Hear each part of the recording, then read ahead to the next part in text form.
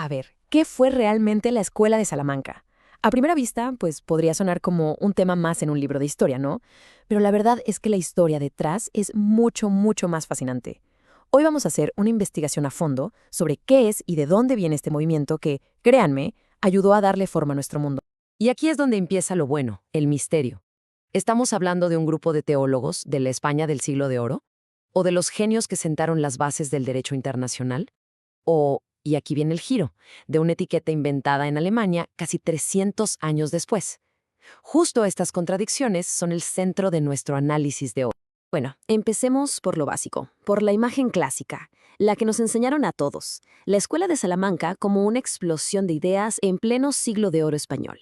La definición del libro de texto, digamos, nos cuenta que todo arranca por ahí de 1526. Un maestro, Francisco de Vitoria, llega a la cátedra de teología en Salamanca y ¡pum!, se le considera el fundador de un grupo de pensadores que le dieron una sacudida a la teología para poder enfrentar los nuevos retos de su época.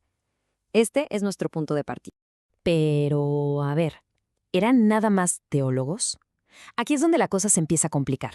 Y la verdad se pone mucho más interesante, porque surge el primer gran debate sobre cuál era su verdadero enfoque. Y es que el debate académico es intenso, ¿eh? Por un lado, tienes a expertos como Juan Beldaplans que dicen, oigan, eran teólogos, punto. Y desde ahí, desde la teología, veían todo lo demás. Pero por otro lado, saltan figuras como Luciano Pereña y advierten que si los queremos encasillar en una sola cosa, ya sea teología, derecho o economía, pues estaríamos distorsionando por completo lo que realmente fueron. Es que el alcance de los temas que tocaron es impresionante. No se quedaron en las nubes, no. Le dieron una vuelta de tuerca al derecho natural, pusieron los cimientos de lo que hoy es el derecho internacional, se metieron a analizar la economía de su tiempo y, quizá lo más importante, le entraron al tema más difícil de la época, la ética de la conquista de América. Estaban hablando de derechos humanos muchísimo antes de que la palabra siquiera existiera. Entonces, la pregunta es, ¿cómo le hacían para abarcar tanto? Pues su método era único. Se le ha llamado tomismo abierto. ¿Qué significa esto? Que respetaban muchísimo a Santo Tomás de Aquino. Claro, era la máxima autoridad, pero no lo seguían a ciegas. El mismo Vitoria decía que a veces otras ideas podían ser más lógicas, y esto para su época era una libertad de pensamiento radicalmente moderna, un verdadero espíritu humanista. Y aquí, justo cuando creemos que ya entendimos todo, la historia da un giro de tuerca que nadie se espera. Vamos a ver que el nombre, que suena tan español, tiene un origen que nos va a cambiar toda la perspectiva. Ahí está, la revelación clave. Así, directo y sin anestesia. Ni Vitoria, ni Domingo de Soto, ni ninguno de sus compañeros se autodenominaron miembros de la Escuela de Salamanca. ¿Por qué? Porque el término sencillamente no existía en su tiempo.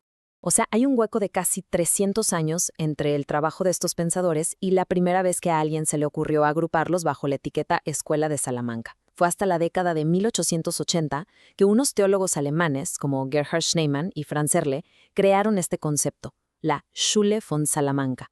Bueno, ¿y por qué lo hicieron? Esto no fue casualidad, ¿eh? El término nació en un momento súper específico, la Kulturkampf en Alemania, una lucha de poder brutal entre el gobierno de Bismarck y la Iglesia Católica. Los teólogos católicos de esa época necesitaban, digamos, un respaldo histórico, y encontraron en estos pensadores españoles un grupo perfecto para fortalecer sus argumentos. Fue, en pocas palabras, una construcción histórica, una herramienta para usar el pasado con un propósito muy del presente. Pero a ver, si el nombre es un invento, ¿le resta importancia a todo lo que hicieron? Para nada. De hecho, es todo lo contrario. Porque las ideas, más allá de cualquier etiqueta, provocaron lo que los expertos hoy llaman un verdadero terremoto científico. Esta metáfora, la de un terremoto científico, le queda perfecta. Captura la magnitud de su influencia. No fue una simple renovación de ideas, no. Fue una sacudida que cambió el paisaje intelectual para siempre. Piénsenlo justo como las ondas de un sismo. El epicentro, claro, es Salamanca. De ahí, la primera onda expansiva cubre toda la península ibérica.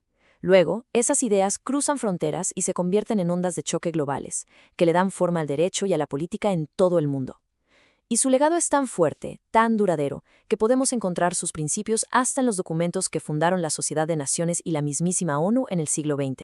Entonces, con toda esta información sobre la mesa, ¿cómo debemos entender hoy a la Escuela de Salamanca? Pues necesitamos una definición más moderna, una que pueda abarcar toda esta complejidad que hemos visto. El cambio de visión es total. Ya no la vemos como una escuela que era solo de teología y solo de Salamanca.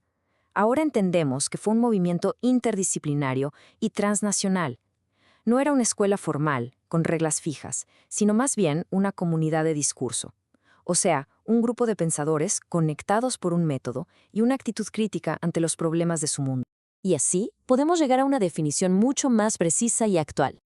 La Escuela de Salamanca fue una comunidad intelectual abierta, global, sí, que nació en Salamanca, y que usó un método crítico y humanista para dejar una huella imborrable en el derecho, la economía, la filosofía y la política. Y cerramos con esto, con una pregunta para quedarnos pensando. El saber que el nombre Escuela de Salamanca es una construcción de siglos después, ¿le quita mérito al impacto revolucionario de sus ideas? ¿O más bien nos enseña algo mucho más profundo sobre cómo se escribe la historia, cómo se le ponen nombres a las cosas y cómo la vamos reinterpretando todo el tiempo? Quizá la respuesta nos demuestra que el poder de las grandes ideas va mucho más allá de cualquier etiqueta que intentemos ponerles.